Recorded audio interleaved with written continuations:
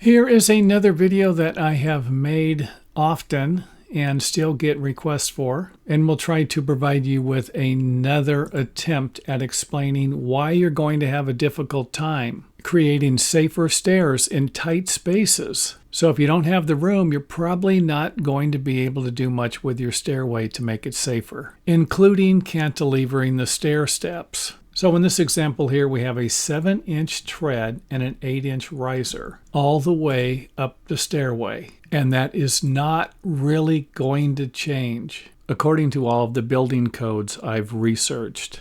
So if I cantilever the stair tread 1 inch, it's going to provide me with an 8-inch step. But it isn't going to change the fact that I have a 7-inch wide stair tread length according to the building codes. The building codes measure from the furthest projecting point on the step above to the furthest point on the step below. So even though I'm going to have a stair tread that's going to be 1 inch longer, and this will provide me with more area to place my foot on while I'm walking up the stairs, it's not going to help me much when I'm walking down the stairs. Unless, of course, I'm going to walk down the stairs backwards.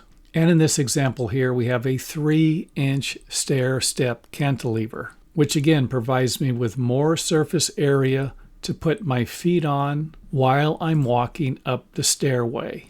And since I'm going to be walking up the stairway half as many times as I'm going to be walking down the stairway, it still could provide you with a safer stairway. However, I don't know how much safer the stairway would actually be.